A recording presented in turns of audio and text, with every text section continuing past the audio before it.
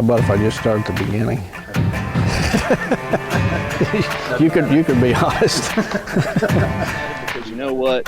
They have the sweat equity that went into that memory that they're making with their friends and family. And that's what's important with us. And that's what the I Am Real World's about. Well, that's a great question. One of the best things about a spring food plot is you get a second chance if it fails. Chasing Giants with Don Higgins. Brought to you by buyafarm.com, your source for farm, recreational properties, rural homes, and more.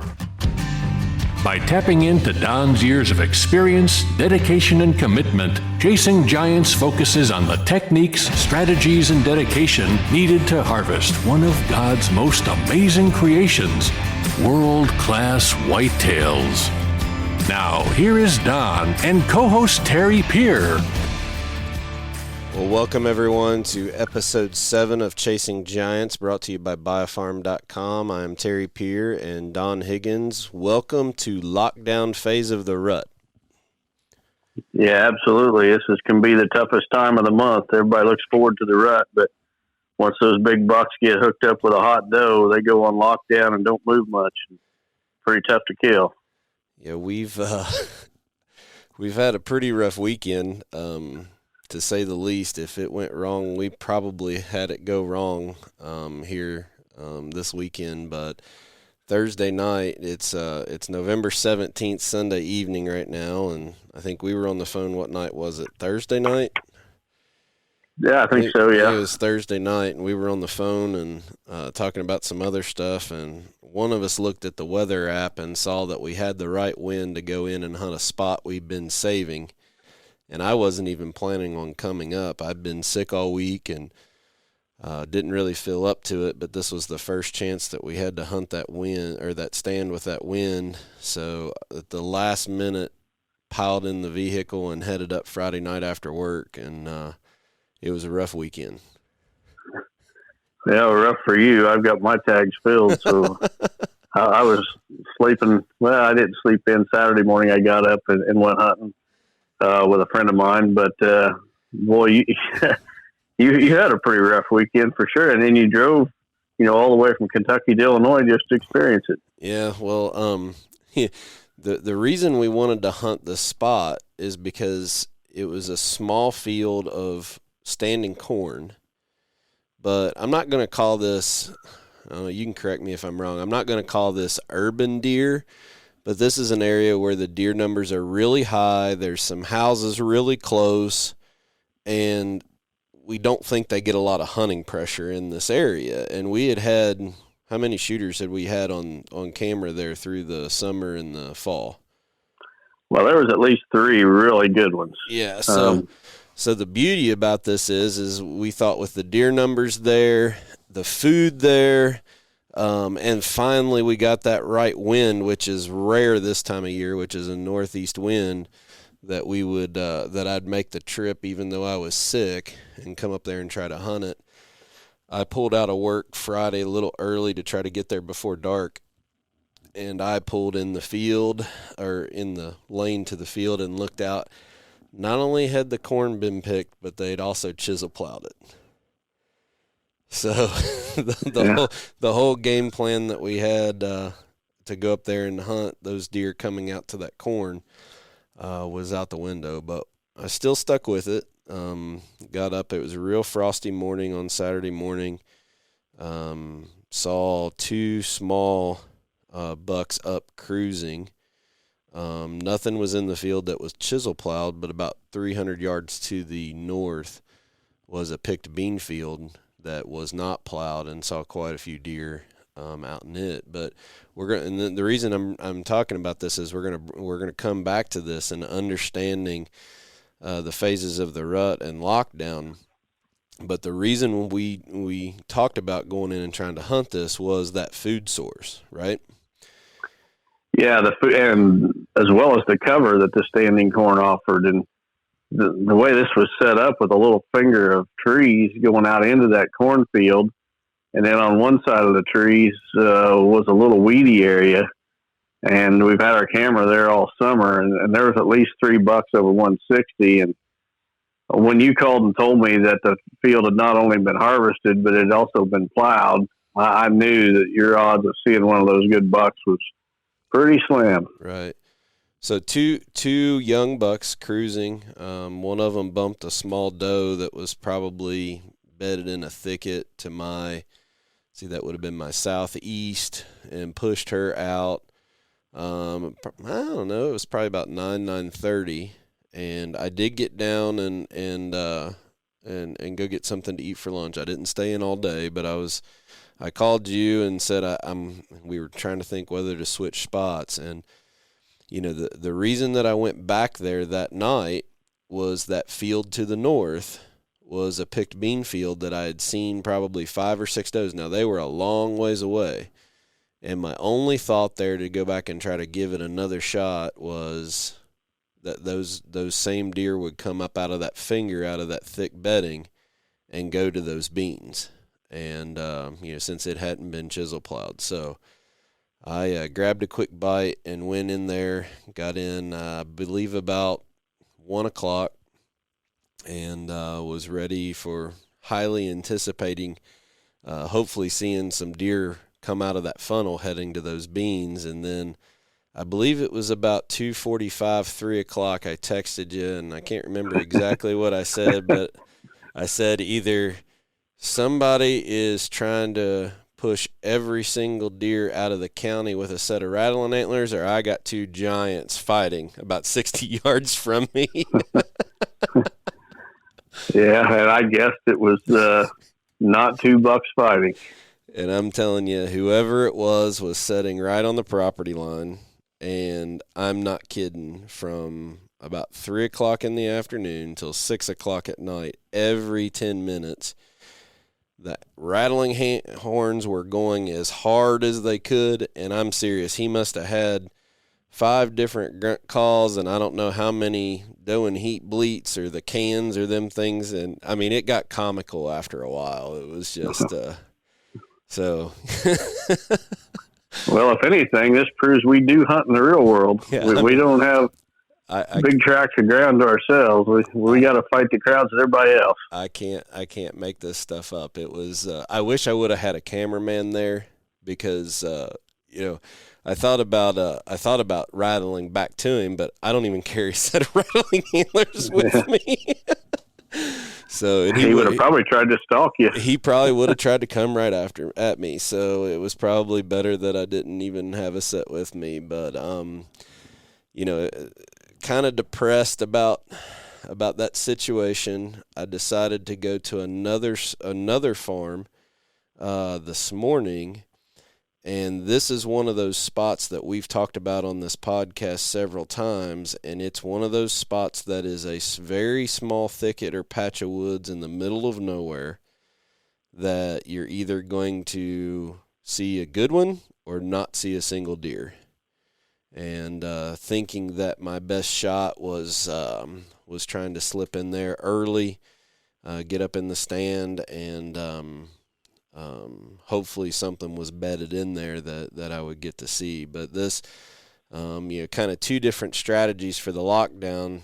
We tried to hunt standing food and cover, and then going to one of those places out in the middle of nowhere where one of these bucks could have pushed one of those does. Yeah, that's the best. When they're on lockdown, you got to keep plugging away, but you got to try doing things different. And, typically if I still got a buck tag left during the lockdown phase, that's when I'm in these weird areas like drainage ditches or fence rows in the middle of nowhere. It's the time of the year when you'll see those bucks, run a hot doe out in a wide open section and, be chasing her around all day long out there away from the rest of the deer herd.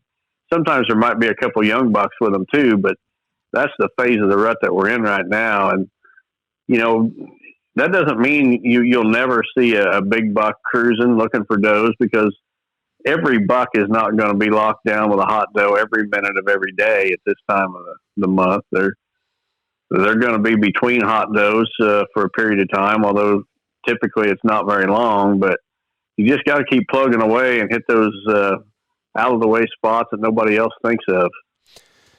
Yeah, I was expecting to either see a bedded buck and a doe or not see a deer this morning, and I went to bed extra early. I stayed in a hotel about an hour away from you, from your place, and woke up early, got in the shower, got out of the shower, was highly excited about the hunt, and went to swab the Q-tip in my ear after getting out of the shower and looked down, and the cotton ball was missing off the end of the stick this morning. So somehow I had lost this cotton ball up inside my ear and couldn't feel it. So then started, of course, the first thing you do, stick your finger in there, and then that's when I felt it go all the way up in my ear. So I spent 20 minutes this morning. That would have won us $10,000 on home videos. Is me trying to get? Of course, I'm by myself, thinking I'm going to end up having to go to the hospital to get this end of a Q-tip out of my ear, or I'm going to hunt with it in there all day. So it was a catastrophe all morning, but ended up getting to that spot, and I'd been there in the daytime. I'd never hunted this stand, and of course, everything looks a little different in the morning, but you know where the ditch is that is right before you get, or right past the stand when you're coming in from the southwest. So I walked past the stand accidentally and fell in the ditch. So yeah, I went back and got in the stand, but I did see one small buck. And he came in and gridded that whole little thicket. I mean, he covered every scrape, every rub, and was in there in front of me for 20 minutes, going back and forth, smelling everything he could. So by the time he got done, I pretty well knew that I wasn't going to see anything else this morning, because if there was something else bedded in there, he would have gotten him up, or we would have seen some type of action. So, right. You were coming after church to meet up with me, so I thought, well, I can get to church. So I went to a local church over in that part of the area, and you drove an hour all the way over to record this podcast, and I opened up the case and didn't even have the podcast equipment. I had hauled an empty case all the way to Illinois, and you drove an hour. So it wasn't a good day. It wasn't totally wasted, because I have some properties in that area, and I went and checked some trail cameras and made the most of it. So I'm not complaining. Yeah. So for all those people that think that nothing ever goes wrong, I mean, by no means am I complaining. I've already harvested a 6-year-old buck here in Kentucky, and if I don't kill another one in Illinois, I'm perfectly fine with that. But right now, I think, we've talked about discipline and setting your goals. It would be real easy for me to come up to your home farm or go to one of the other farms we have access to and just for the sake of killing something, shoot a 130-inch deer. And, I set a goal at the beginning of the season about what I wanted to do. And if I couldn't do that, then we would work on a management program or something in late season. But, I think this is just real important. I'm sitting in a position where all my buddies have shot giant deer. I just got a text from Josh Pretzer out in Kansas, who shot an absolute giant tonight. You're tagged out. You've shot 2 giants. Patrick Simpson, my other hunting partner that goes up there with me, shot a giant. So I'm kind of the odd man out right now, and it'd be really easy for me to settle and get depressed, but I'm going to stay the course through the rest of the season, and if it doesn't happen, it's not meant to happen. We'll move on to next year. Well, discipline is where it's at. A lot of guys have passion, but a lot fewer have the discipline to stay the course, and I got to commend you for that. I mean, you drove all the way from Kentucky to Illinois for what, 2 hunts, 3 hunts? 3 hunts. 3 hunts. And everything that could have went wrong did go wrong. And, if it would have been me with that plowed field where you showed up that first morning, I don't think I could have sat there as long as you did. I definitely would not have been there for 2 hunts. So I got to hand it to you for sticking it out. You followed the plan through, but when you told me that field was plowed, I knew your odds of shooting a good buck were very, very slim. If that corn would have been standing, I think you would have killed one by sitting there all day. Yeah, and the bad part is both of us realize with that corn out of there and with that guy doing what he did on the property line, I don't think we're even going to hunt it this year. We might as well just pull that standing camera. And that's probably exactly what we'll do. Is the deer that we're after aren't going to tolerate that. So, nope. Well, so we're going to look forward to next week. I'm going to watch the weather and possibly come up as early as Tuesday. It's Sunday night now, so I'm going to be packed and ready to go. I promise that I will pack all of the podcast stuff up this time so we can do next week's recording while I'm up there, and I don't look so stupid standing in front of you when I open up an empty case. That was embarrassing. Well, remember what happened to me in October. I got totally skunked in October, and then all of a sudden my luck turned and shoot 2 in 2 days. So you've had your run of bad luck. Maybe next week we'll be talking about your good luck. Yeah, I hope so. So we mentioned, I want to talk a little bit more about understanding the rut. And on the way home tonight, I listened to the latest episode of Pro Talk Outdoors podcast with Dave and JP, and they do a great job. I know we work with them from Real World, but you were on their podcast here last week. About understanding the rut. So for the guys that are hunting right now, I think Indiana came in yesterday with gun season. Illinois comes in this coming Friday. Kentucky's been in. Not sure about the other states out west, but while we're in this lockdown prior to all of the Orange Army coming in and tromping through all these patches of woods, where should hunters hunt and understand it? Because the last place we want to be usually is on scrapes and rubs, right?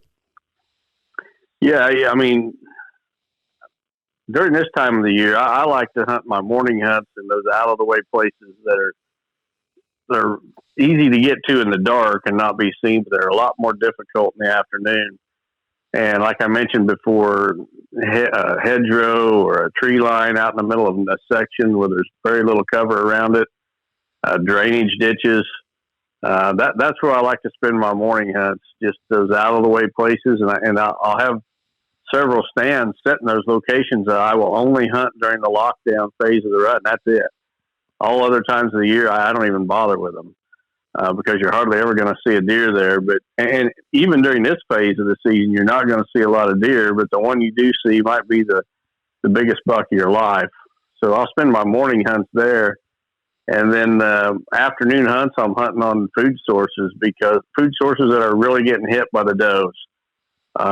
When those bucks are between does, they're going to be searching for the next one. And where are they going to go? They're going to go where most of the does are. So in the afternoon, they're going to know that those does are showing up on them prime food sources, and that's a chance to catch one of those bucks. Yeah.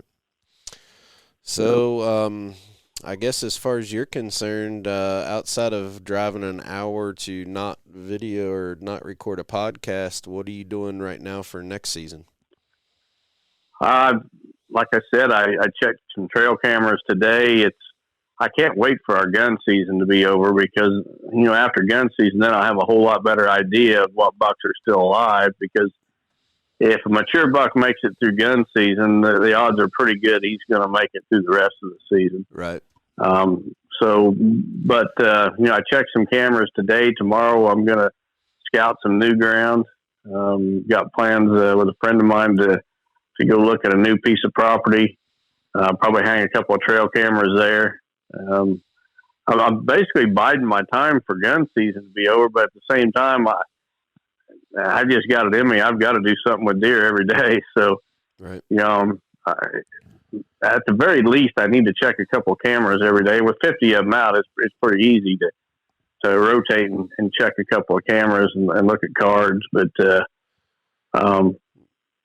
just anything I can do to get a beat on that buck for next year. Now, I know you've been taking some of our sponsors hunting. here the last couple weeks, and you got some management bucks. What are you planning on doing with your home farm as we build up to gun season? Well, I'm probably going to back away from putting any pressure on it this week. We've been hunting it pretty hard, almost daily. So I'll probably back away and won't hunt it again until after gun season, just to make the deer feel a little more secure there. I think they are, but everywhere else that they're being pushed to, they're coming there without any pressure whatsoever. Right. Yeah, that should set up for some late season to make that interesting. So, yep. Well, good stuff. Hopefully next week we'll be able to not laugh about me getting a Q-tip stuck in my ear and falling in a ditch, and we'll have some better news for everybody. But last week you mentioned that we had gotten to the end of our profiling big buck serial killers, but over this last week, you kind of found another one or thought of another one that you wanted to add to that list. Why don't you talk about that a little bit? Yeah, we finished up that profiling big buck serial killer series, and then this week, a good friend of ours, Kyle Harmon, shot a buck that he's been after for 4 years, a buck called Uno. And any of you on social media have probably seen photos of Uno with those giant brow tines. Unbelievable buck. Yeah, I drove over to Kyle's to see it, hanging in his shed and visit with him and congratulate him. And we got to talking. And I'll tell you what, after our conversation, and I already had a lot of respect for Kyle because I know he does things right. He's got his priorities in order and just a young man with a high integrity. But as I got to talking to him and left, I was impressed with the buck he shot, but I left more impressed with him than I did his buck, just through some of the things he said. But it's been quite a November for Kyle and his wife Jen. They had their second baby, came a little bit early, and it was in the hospital for, I don't know, a week or two before they would let it go home. Another little girl. And Kyle's definitely got his priorities in order. And he noticed, or he mentioned when I was visiting with him, that, he can chase these big bucks because of the support of his wife. And if it wasn't for her, that he wouldn't be able to do it. And I got to thinking about my own situation. I'm in the same boat. My wife has been very good to me. And as far as letting me do whatever I need to do to chase these big bucks. And she doesn't complain if I spend money. She may ask me what this charge was about if she's balancing out the checkbook, but I don't have to sneak around when I buy a trail camera like some guys. And whenever I want to go hunting, I just go and tell her where I'm going, and out the door I go. And I mean, it could be another state. Go to Ohio where I've got property to hunt in Ohio, and I just say, hey, I'm going to Ohio tomorrow. There's never a big battle. She's always very supportive. And as I'm listening to Kyle tell about the support he has with Jen, I got to thinking about some of these other guys, these big buck serial killers that I've known. Some folks would recognize the name Gabe Schaffner. Gabe Schaffner passed away a few years ago, but he was one of the authors in my second book, Real World Whitetail Icons. And Gabe's wife, Sharon, was his biggest fan. I mean, you couldn't talk to her without her talking about Gabe and his big bucks.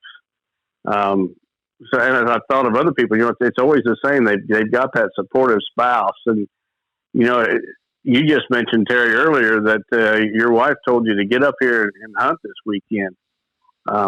I think that's a trait of big buck serial killers that I'd overlooked when I wrote the article, and we almost overlooked it here, but we just ended the series last episode, and I decided to drag it on for one more. And another trait of big buck serial killers is they've got a supporting spouse at home that lets them chase that dream. Well, I'll tell you one thing about Kyle's wife, Jen, is she's a pretty serious deer hunter herself. She is, yeah. So she gets it. But the other thing, I've gotten to know your wife, Robin, over the last few years, and as I spend time up there, she's not a hunter, but she's like my wife Casey. She loves us enough to understand the sickness that we have, Right. and supports us. So my wife by no means is one that wants to go. We're going to be married 20 years next month, and she's been in the woods with me one time, and she said she would never do it again. Yeah. But she is the first one that comes up and supports me or picks me up when I'm down or had a bad weekend of hunting, that she's there and supporting me. And I know Robin is the same way with you. I've seen her drive you all over the place to try to drop you off or pick you up. And Yep. so we both have some good ones for sure. Yeah, and I can't imagine trying to do what we do and not having that support. If your wife was complaining every time you bought a trail camera or every time you went on a hunting trip or went scouting or whatever, I mean, I just can't imagine anybody being successful having to deal with that. Yeah. Well, we talked a little bit about the integrity of Kyle, and I know that they posted when he shot Uno, and I think he went ahead and posted something about it. But there was very few people that he talked to for about 2 days. And the whole reason with that was, he had been through a pretty tough, month with, the baby being born premature, but he wanted to share the story and the closure of Uno with everyone that helped got him, helped close the deal on that over the last, I think he's had a history of 6 years with this buck and actually hunted him for 3 or 4, if I'm not mistaken. Right.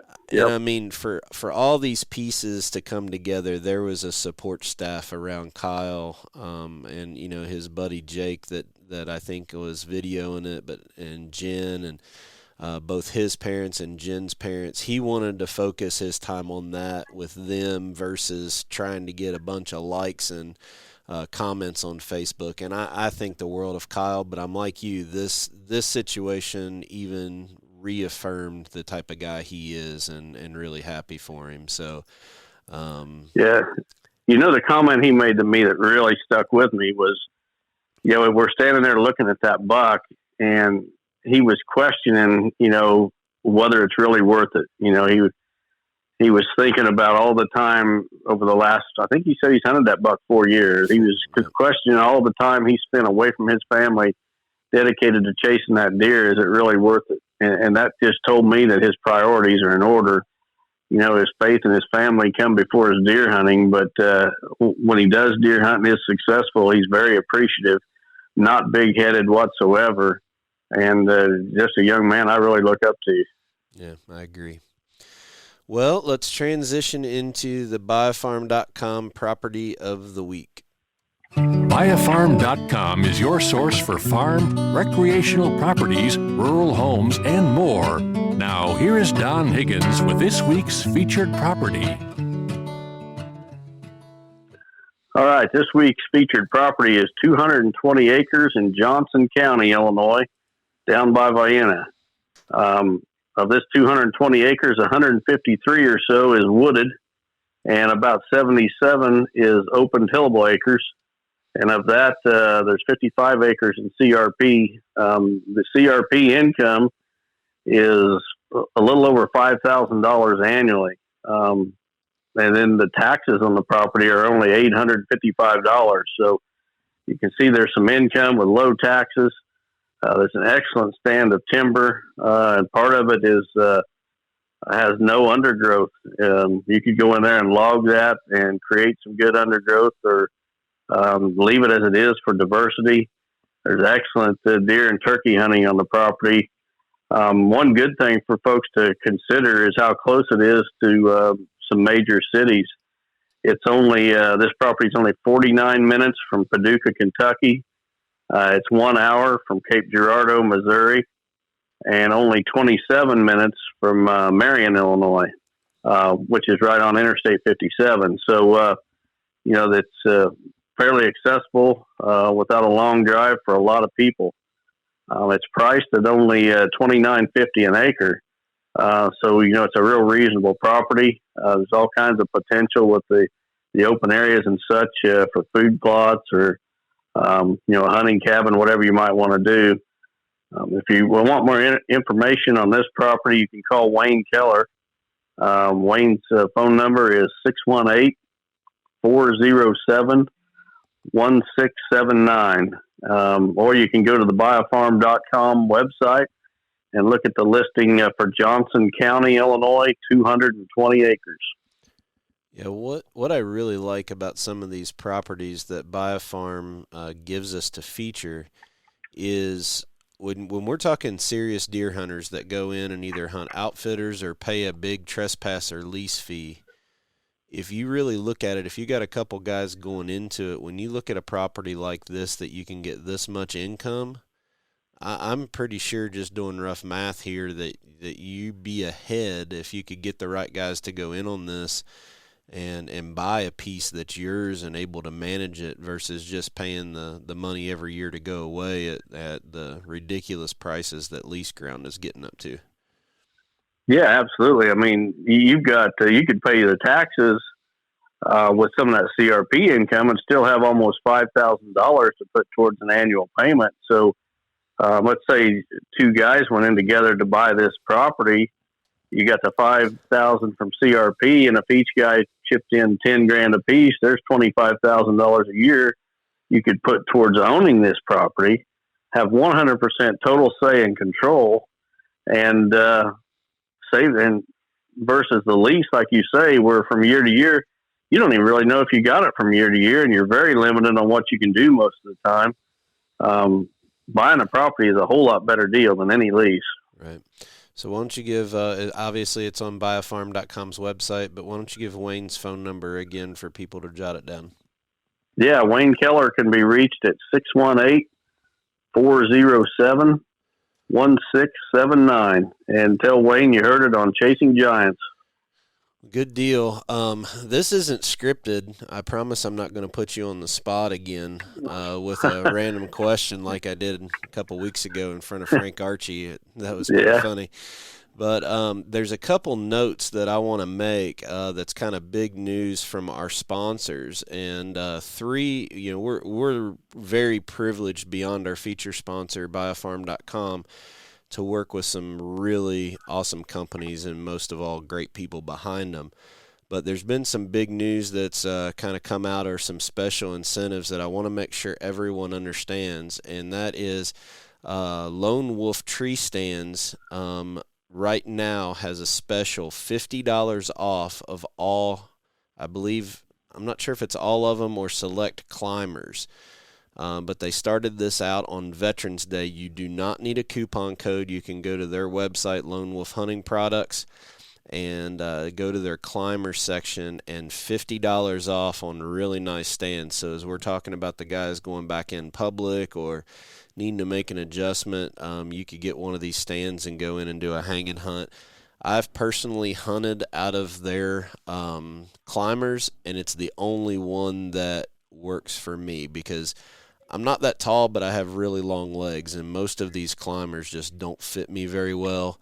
And I always keep one of their climbers in the hunting trailer for, let's say, if I was to tag out and Patrick goes in on somewhere, I can go up in a tree and film. Really, really easy. So check that out, lonewolfhuntingproducts.com.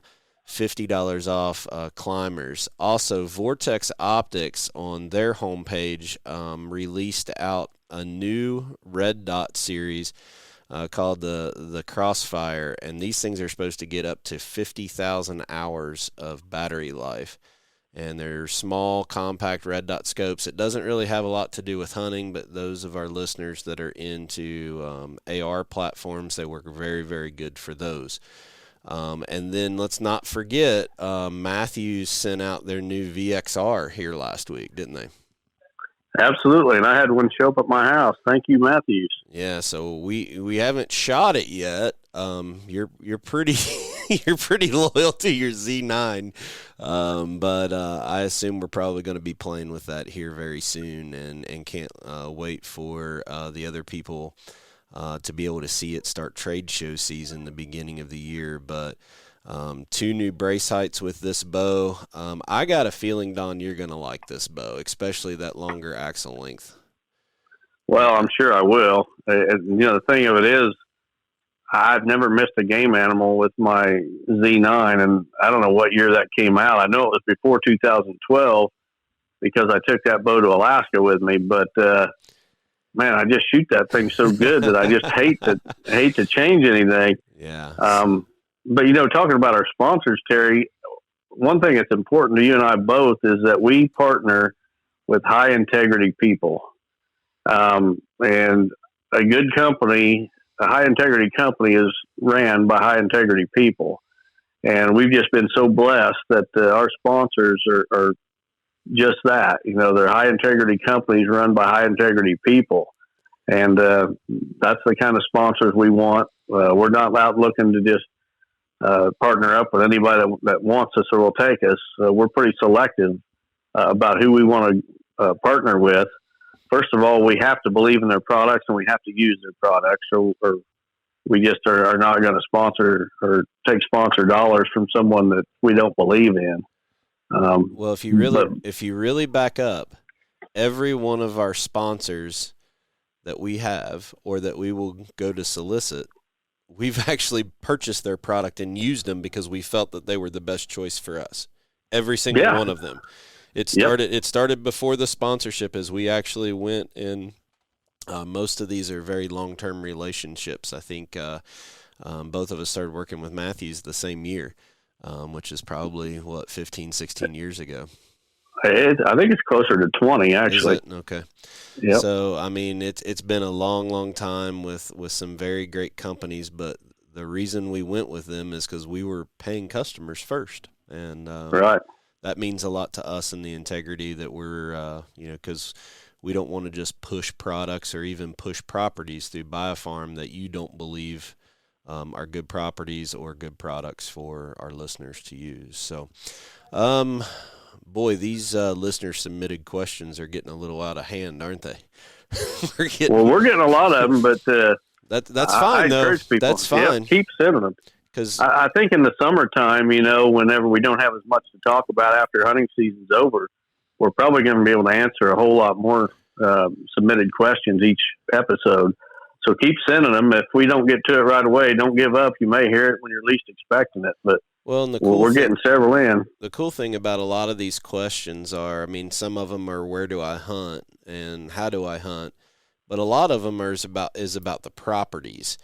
And I think that discussion is just as valuable in the late winter, early spring, as we're getting ready to make decisions and adjustments to our plan for 2020 with what we're going to do for food plots or stand locations or maybe a little bit of hinge cutting, whatever we decide to do. A lot of that stuff has to be done in late winter, early spring. So I agree with you 100%. A lot of these questions we'll be using kind of during trade show season a little bit. Right, yeah, so keep sending them in, folks. Get a free T-shirt when we do use it. All you got to do is go to chasinggiants.com. There's a form there to fill out with your questions, and we'll ask for your address and your T-shirt size when you submit it. All right, so let's hear the first one for today. Well, the first one comes from Just the Mailman. Just the Mailman happens to be my mailman, Stephen Polk. He filled out the form, Just the Mailman. Are you going to leave his T-shirt in your mailbox? I probably will, actually. It's going to save me some shipping. So, Stephen, be looking in the mailbox. You see a T-shirt. It's not a rag. It's yours, buddy. But Stephen says, I've noticed you've chosen Smokey's Rack as the ones you use on the podcast T-shirts. My first question is, of all the bucks you've harvested, how did you choose which one to use on the T-shirt? My second question is, of all the bucks you've harvested, which one has been the hardest or most challenging to harvest and why? Well, Terry, I'm going to let you answer the first part because you're the one that designed the logo with Steve Shields, our buddy there from Cincinnati. So why don't you talk about why that was chosen? Well, we were trying to come up with a name for this, and In Don Higgins fashion, I get a phone call one day. We had never talked about this idea of this podcast.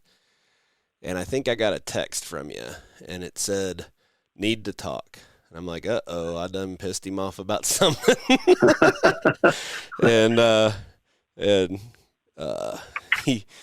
I told you when I'd be available or something. I was at work, and I don't know if it was at lunch or just later in the afternoon when it was slow. And you laid out in about 3 minutes the idea of this podcast. And I'm like, oh, man, I don't know if I can take on any more right now. But I said, I'll do it. If that's what you want to do, we'll make it happen. And we weren't sure what the name of Chasing Giants was going to be back then. And we didn't know. My idea as we started laying out the theme of the podcast was, basically, this is our focus and our passion every day of the year. We're constantly working on something, and we want our listeners to see the things that can be done even in March, April, May, June, July that might get you a shot on November 1st. And, we were talking about the word chase and direction, and there was this picture from one of your master classes that I had just fell in love with, and I'm thinking John Mulligan took it. I know the picture you're talking about. I'm 99% sure John Mulligan took it, and it just has you walking from one side to the other up against a cut cornfield, and it was when you were giving a guided tour of your home farm, showing people that came to your master class the exact spots that you shot Smokey and that you'd shot other giant deer before we went to the other properties. I mean, that's the beauty of this thing, is these people got to follow you around and see the exact stand sites and the exact conditions that you hunted that spot. And it just symbolized so much of who you are, and that's the constant moving and constant pursuit no matter what time of the year it is. And I just fell in love with that graphic. And if you look at the graphic really close, that's the silhouette outline of you. Right. I talked to Steve Shields, and I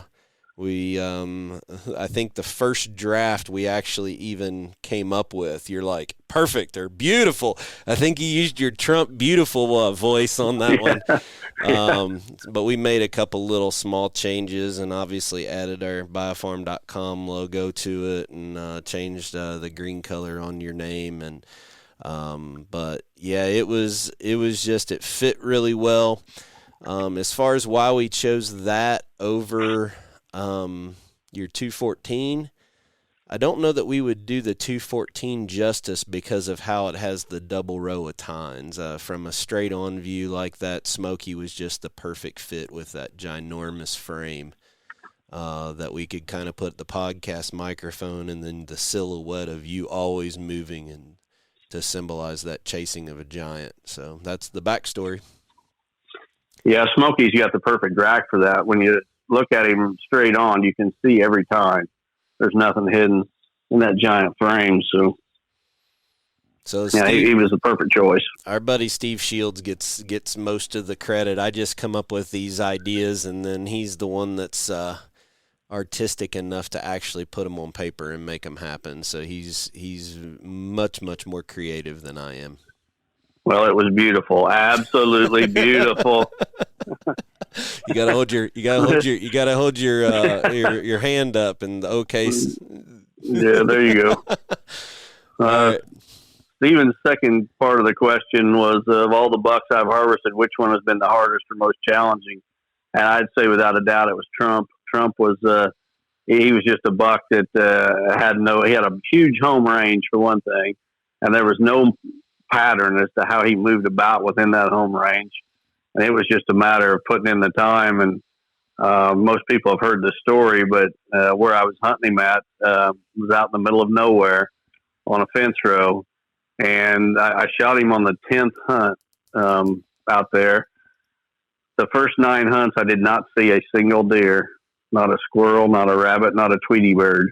I'm just sitting out there twiddling my thumbs in the middle of nowhere, wondering how nuts I've got to be looking for a giant world-class buck out in this area. And then on the 10th hunt, the first deer I see is Trump, and get it done out there. So that was definitely the most challenging buck that I've ever harvested. I wish I've gotten a new cell phone since then, but I wish I would have taken screenshots of the text that you would send when you were hunting that deer. Yeah. there was fifth hunt for Trump, no deer. And it was every night that you were just grinding it out, not really knowing that you would even see a deer that night, but kind of like what we were talking about earlier, if you were going to see one, there was a good chance it was him. And it's a perfect example about how some of these bucks just go to places that no one would ever think about hunting them. That's why they're alive. And that's what you got to do. I mean, it comes right back to discipline. It takes a lot of discipline to go back for your 10th hunt when the first 9 you haven't even seen a fawn.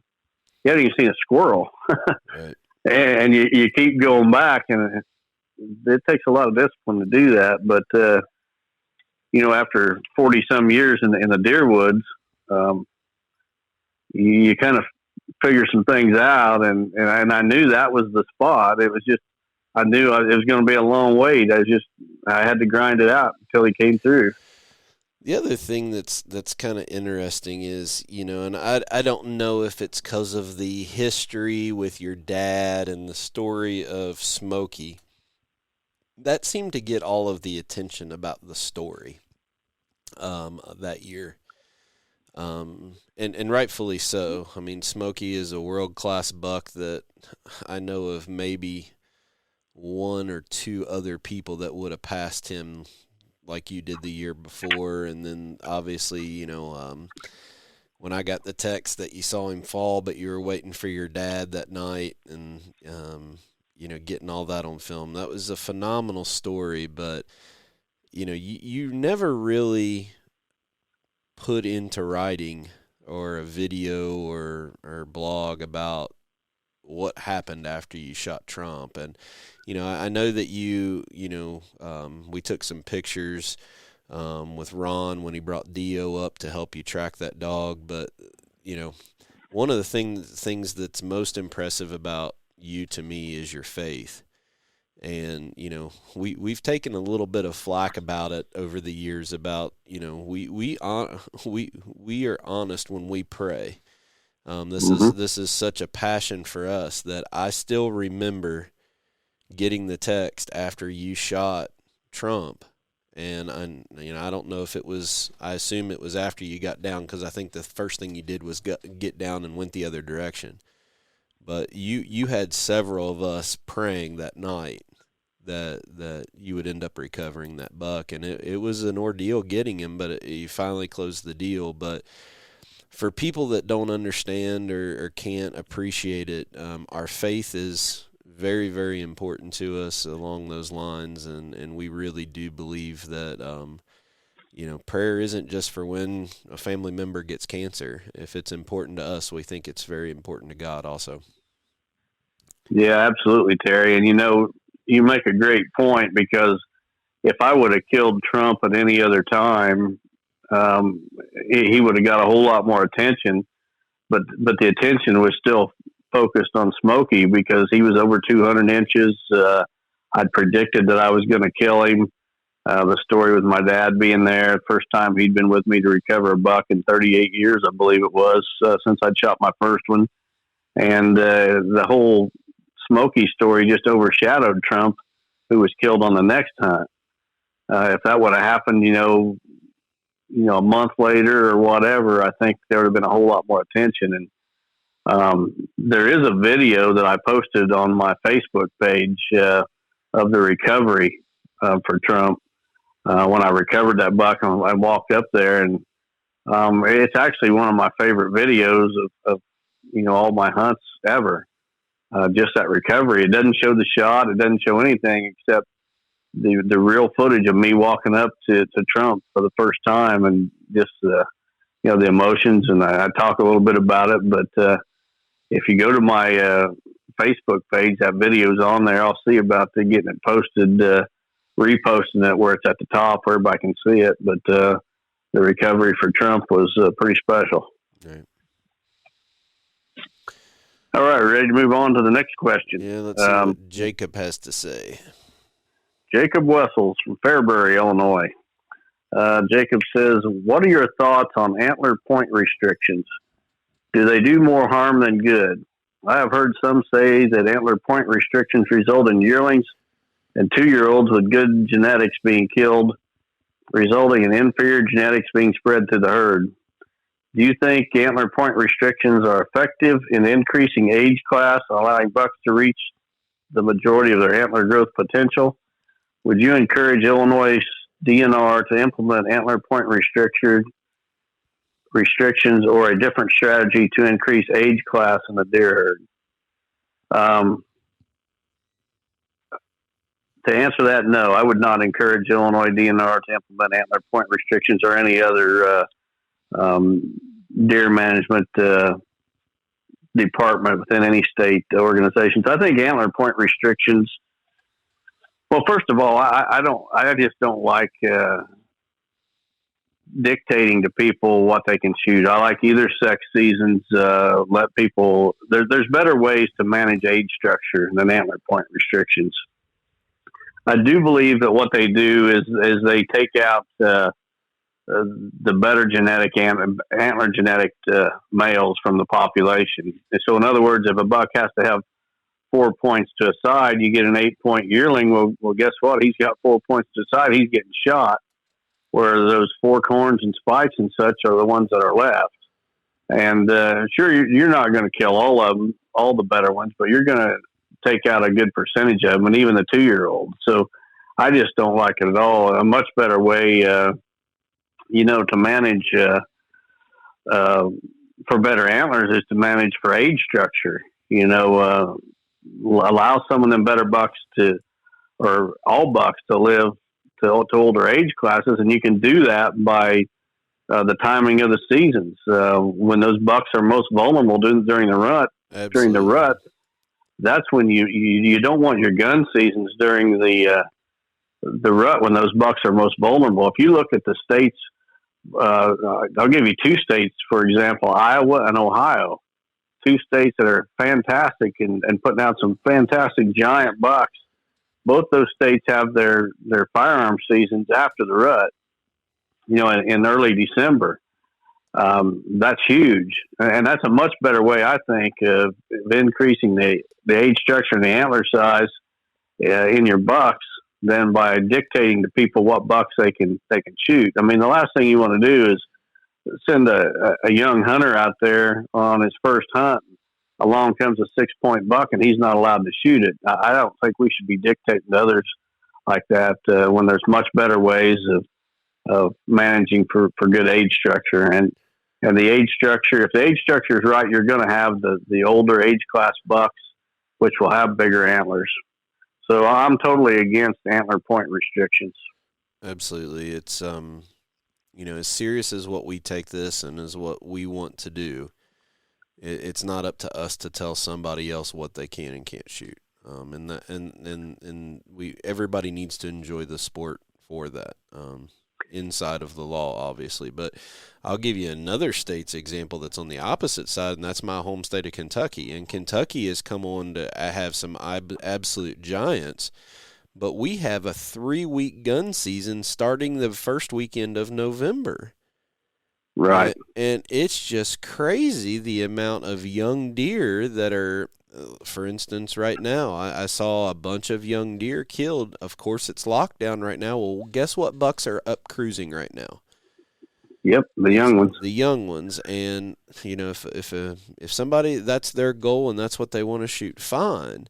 But especially being a high-powered rifle state, I don't care if it's a 1-buck state or not. We would be so far ahead with the deer that we could produce out of the state of Kentucky if we got that rifle season out of the rut. And we've been lobbying for it for years, and it just goes on deaf ears. But I'm like you. I think there's a whole lot better ways of doing it. Well, Indiana's another example. Indiana's season opened this weekend, and They can use rifles now, but they've got almost 3 weeks. They got 3 weekends, 2 complete weeks, where they can go out with a rifle. Now, the thing they do have going for them is a $1 limit, but shoot, when you got 3 weeks of rifle in the middle of November, everybody and their brother shoots a buck. So Yep. They need to get rid of that in Indiana in a big way. Indiana, if you think about it, they sit right between Illinois and Ohio. Right. Two of the top big buck states, and yet why is Indiana not one of them? Well, it's because of that 2 weeks of rifle season right in the middle of the rut, and 3 weekends, actually. So, a guy doesn't even have to take a day of vacation. He's got 3 weekends with a rifle. So, I just think there's a whole lot better ways of managing than antler point restrictions. So we'll move on to the next question. Next question comes from Jason Hesselberg of Saline, Michigan. And his question is, I'm looking to buy a piece of hunting property and want to buy a great property with potential. Biofarm.com. Not one there you go. Not one in 5 years I'm selling because it wasn't. I was wondering what I should be looking for in a property. Well, what you should look for is going to vary depending on your goals. Now, if your goals are just to kill deer, then obviously a lot more properties are going to work for you than they would for someone that wants to manage for bigger deer. But even at that, there's a whole lot of different goals in between. If you're happy to shoot, say, an antlered buck every year, that's different than if you're wanting to shoot 140-inch deer every year, and that's different than if you want to shoot 170-inch deer every year. So first of all, you need to define your goals and what's going to make you happy. And then from there, one of the things is how a property lays out. There's properties that hunt bigger than what they really are. It's kind of a phrase that maybe doesn't seem to make too much sense, but there's properties that, they just seem bigger than they really are. Another thing to look at is the neighboring hunting pressure. I mean, if you got, say, 20 acres next to a sanctuary of several hundred acres where no hunting's allowed, that 20 acres might be better than if you own 400 acres. So you got to look beyond the property boundaries as to, what's around the property. The layout, what's around it, those are, and your goals are probably the 3 things that are most important when you're looking for a property to purchase. You got anything to add to that, Terry? Well, you taught me a long time ago, your best shot of killing a mature buck is being able to be access to him when he's up in daylight hours. And that's going to be a blend of bedding and food, and being able to, hunt that transition effectively. So, I always look when I'm trying to either set up my property or tweak my property, or I'm up in Illinois and I'm at a guy at a restaurant that I'm going to go look at a piece of property. One of these trips up there, I'm looking for that balance that either he has all the bedding and the food is adjacent to him, or they're coming on to him for food. And, you don't have to have everything, but you have to be able to have places to be in that line of where that buck's going to be standing up in daylight hours. Having a place where he's only going to be nocturnal all the time doesn't help you. I tell my consulting clients all the time, if you want to kill big mature bucks consistently, you have to hunt them on the properties where they spend their daylight hours. Bedding cover is more important than food, and that's coming from a guy that owns a food plot seed company. Right. You got to have that bedding cover, and you can create it, but you got to if you are hunting them on the same property where they're bedding, your odds of killing them are 10 times better than if you're just one property off. So, sometimes you can run into situations also where there's maybe a sanctuary and you got a property next to the big no hunting sanctuary where you can use food to pull them out. But even at that, those big bucks get onto that in a hurry. I mean, by the time they're 5-6 years old, they know the game. They know you're waiting over there. Right. You need to be hunting them where they're bedding. So the perfect scenario, in my opinion, is if you can afford to do so. You know, a lot of people have to get income off of their properties and farm some of it, and I get that. That's how you pay for it. But in the perfect scenario, you leave the core or middle of the property to the deer and you hunt the perimeters. And that's a perfect, if you're going to draw something up, that way you never touch that core. You have access from different, you know, one of the things we talked about on a property the other day is having 2 different access points on each side of it where you can come in from different directions and different winds is vital, or else you're only hunting it 25% of the time. Right. And, you know, it's, I look at a lot of properties in the course of a year, and every property is different. I kind of get frustrated at some of the plans that I've seen other people do for some of my clients that, you know, that did not work. And it's just like a cookie cutter approach. They're trying to use the same approach on every property they go to, and it just doesn't work. I even watched a video yesterday on YouTube of a guy giving a seminar on how to lay out a property, and you can't do that because every property is unique. So you've got to have a unique plan for each property. Well, I'll vouch for you. We've seen some real quacks out there, haven't we? I know who you're thinking. We're not going to mention it on air, but Dave and JP bought the book. They can talk about it on their podcast. We're not talking about it on this one. So I know exactly what you're talking about. Yeah, we've seen a real show one time. Oh, we'll be talking about that for years. So yep. Oh boy. So as we close out this episode, I want everybody just to know that we really appreciate the support we're getting from this podcast. It's a little overwhelming that this many people are downloading this because they care about what we have to say, and we really appreciate the interaction that all the people have in giving these questions. And I promise you, we'll get to them. It's just going to take us a little bit of time, but we hope that you're getting something out of it too. Yeah, absolutely. You know, we're blessed to be able to do this. We're just a couple of ordinary country boys ourselves, just chasing the dream, chasing giants. So we're glad to have you along for the ride. Yep. So you got anything else to add, or are we going to just reconvene and hopefully I got a better weekend next week or next week? Well, yeah, I'm hoping next week it's, Terry's a lot happier, and he's not got Q-tips stuck in his ears or anything.